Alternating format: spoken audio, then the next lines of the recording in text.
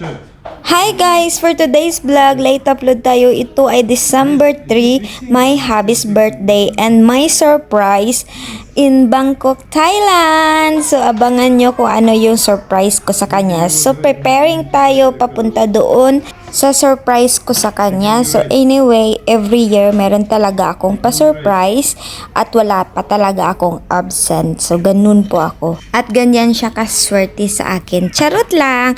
Kita nyo yung outfitan na yan. O, fresh pa yan dyan sa hotel. Pagdating doon sa Icon Siam, grabe na po ka-stress kasi naipit kami sa traffic. Grabe na gid nga dali-dali ni naghalin sa hotel nga na fresh.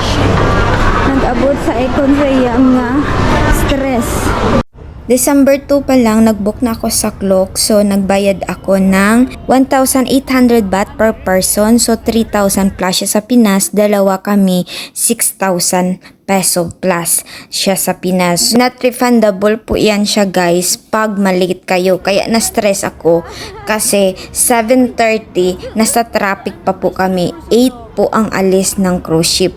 Oh my God, grabe talaga. Na-stress talaga ako guys kasi nga hindi ba yan siya maliit na pera at saka nag-effort talaga ako para sa birthday ng husband ko. So, itong sasakyan namin is located siya sa Icon Siam. So, dito tayo sa Icon Siam. And meron po silang mga show dito na parang taekwondo or karate. Ayan, marami din siyang tao.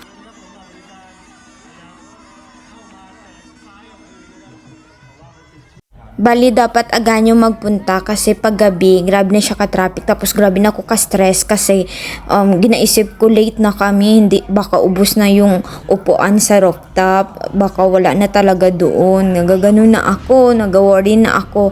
Pero ang maganda lang sa Klook guys, kasi pag sa Klook kayo ipa-priority talaga kayo nila. Yun ang maganda. While waiting sa aming cruise ship, ito, na 8 o'clock, dancing fountain po yung Icon Siam. Ayan, tingnan nyo guys.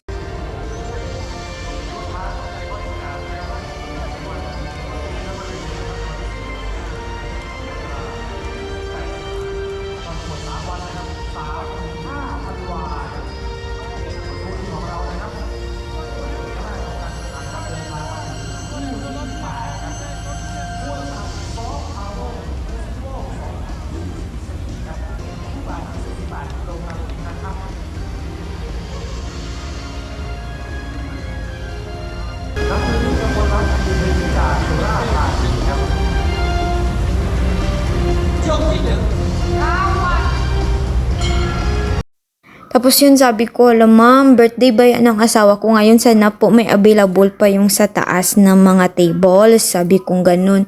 Tapos sabi niya, hala parang wala naman ma'am kasi late na kayo. And then sabi niya, pagkakita niya na sa Klook ako nag-order, tawag agad siya doon sa radio. Sabi niya, meron pang pahabol na ganito, ganyan. Tapos yun sabi niya, okay ma'am, okay na po. And gina-prepare na po nila, hanapan po namin ng paraan. Ganun. So grabe ako na talaga ako, ang stress ko. Ay, salamat. Tapos pagbigay niya ng ticket, yun talaga, doon talaga sa overview na sa pinakataas talaga siya. So, grabe ako ka-happy. Thank you so much, Opulence, for the wonderful experience. So, ayan, habang nakatingin kami ng dancing fountain, yun naman ang pagpasok nila. Oh my God, grabe niya kaganda. At tama talaga, it's the newest and the luxury dinner cruise ship ng Bangkok, Thailand. So, ito yung siyang pinili ko. Meron mga mura guys ha. May 700 baht, merong 600 baht. Ito yung pinili ko kasi international ang food niya. Plus, syempre, special day kasi ito siya ng asawa ko at pagkaumaga sa akin. So, parang inisa ko na lang yung celebration.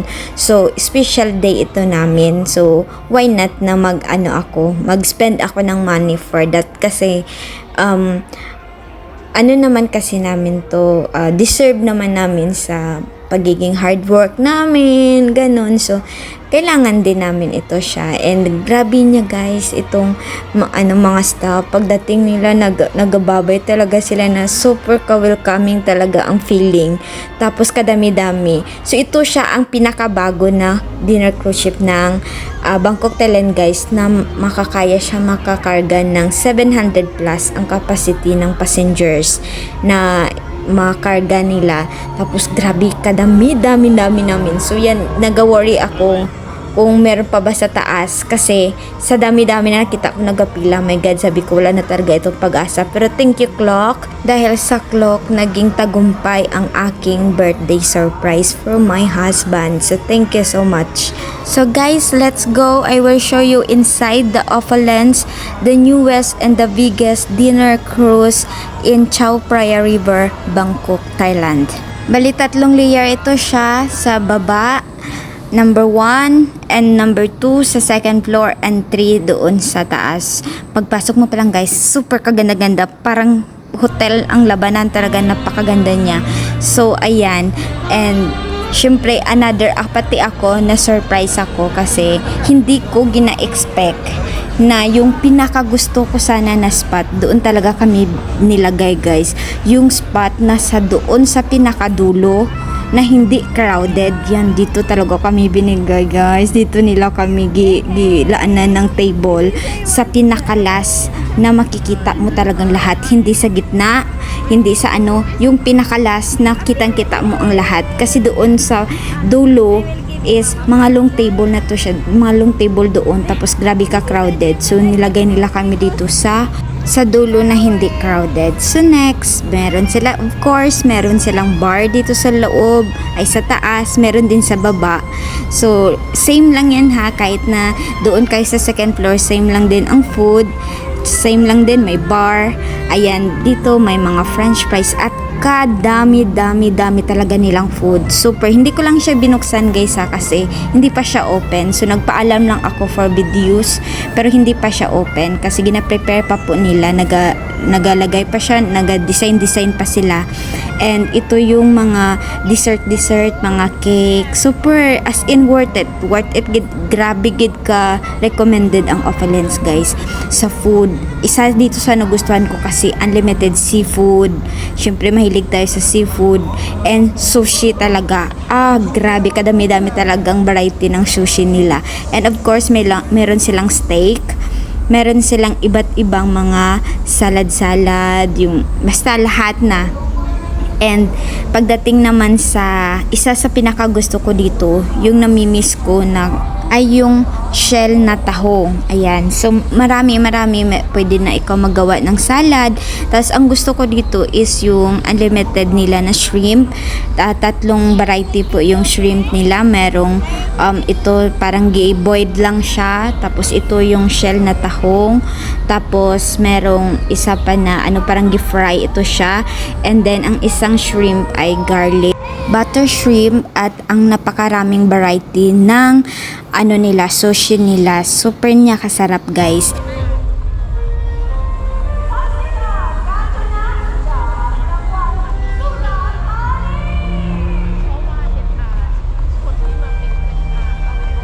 At ito yung kukumpleto sa experience na to, ang susuong ang cruise ship sa ilalim ng tulay. Please mind your head. All right. Thank you very much. Gentlemen in the back. Thank you. Yeah, you stand well, sir.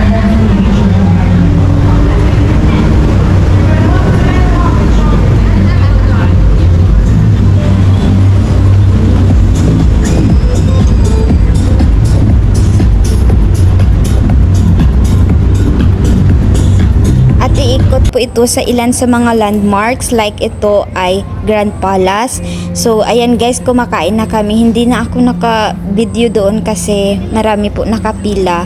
So hindi ako makakuha ng food pag may dala akong camera. Ayan, so ang unang pinapakan ko ay ang sushi. And after nyan ay kakain na lang ako ng seafood.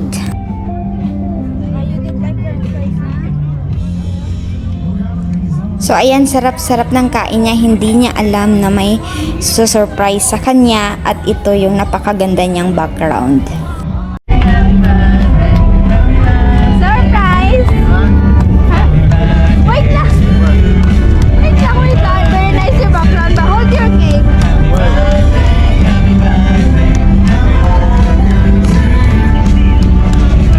Wish mo na. Wish. Yay! Happy birthday!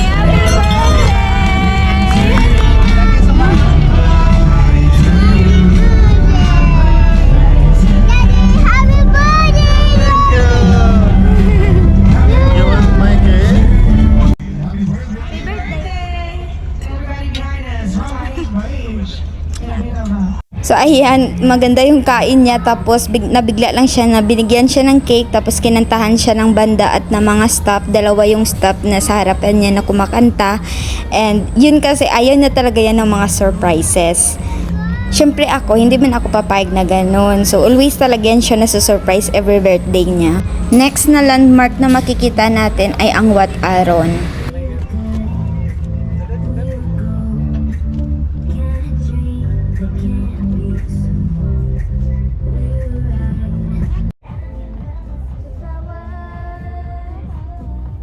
After ng Wat Aron ay dadaanan naman tayo sa Tulay.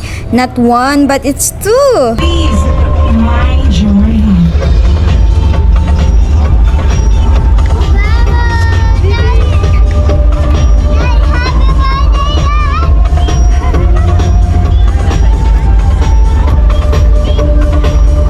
Everybody, please mind your head. Please mind your head. We're headed in.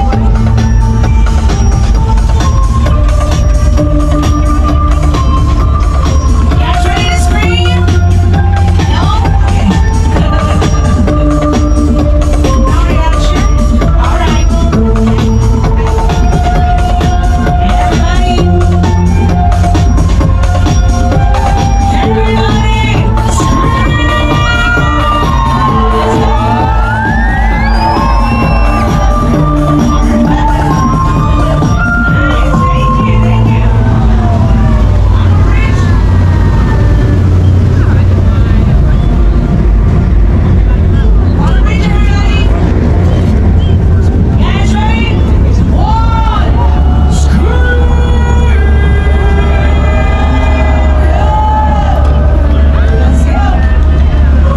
Kaya ito yung sinasabi ko sa inyo na dapat best na magpunta ng Bangkok, Thailand is November to March, kasi pag bagyo doon or umuulan, high tide po ito ang ano nila, ang river, at hindi po ito siya makapasok.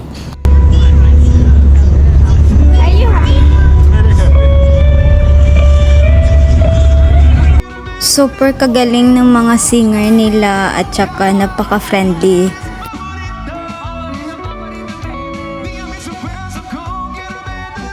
Ang gagaling ng mga boses nila.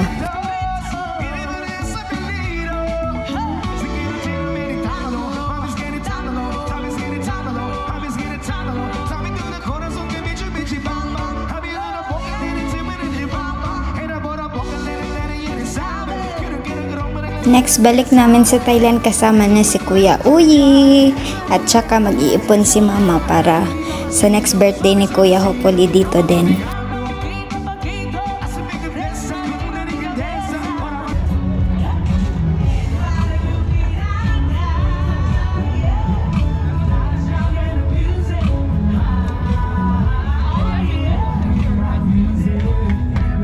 Watch the sea, making a dancing queen. Happy birthday, my love. Dancing also.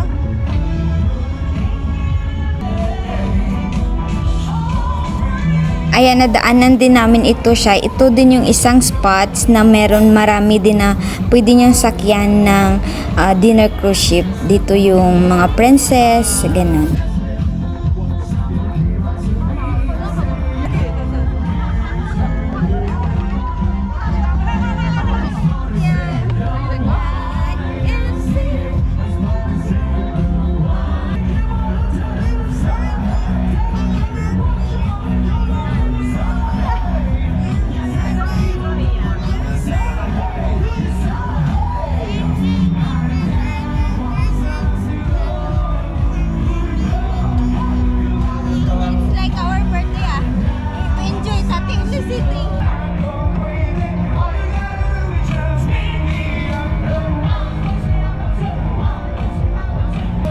Nagpabibo masyado.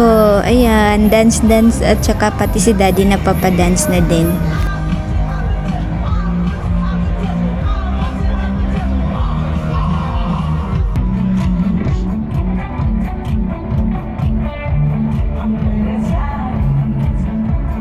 And kaloka guys, habang nagaikot kami, ayan, nakita namin yung aming hotel. Ayan guys, hotel namin yan. So yan yung sinasabi ko, yung hotel namin, napaka-accessible sa lahat ng mga tourist spot.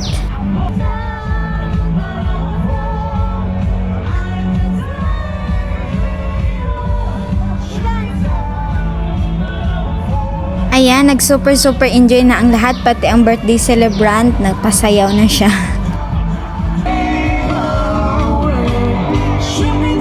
And of course, dito sa banda area, ayan, nagsasayawan na ang mga tao. Grabe siya ka-enjoy and very worth it gid siya. Super gid siya ka-worth it na experience.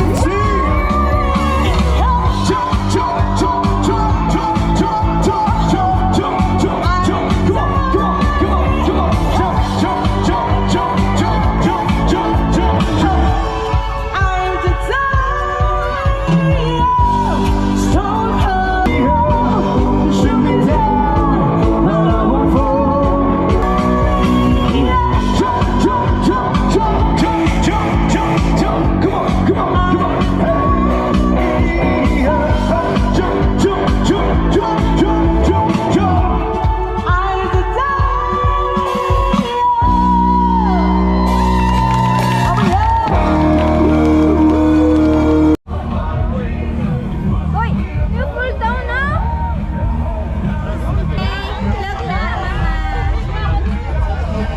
So ayan, tapos na po yung ating moment and very happy ang lahat and nag-enjoy ang lahat. Nandito na tayo sa harap ng Icon Siam. So ayan, bababa na tayo and uuwi na kami, and after nyan, tulog lang, and then maaga kami sa pupuntahan namin sa birthday ko naman. So yun.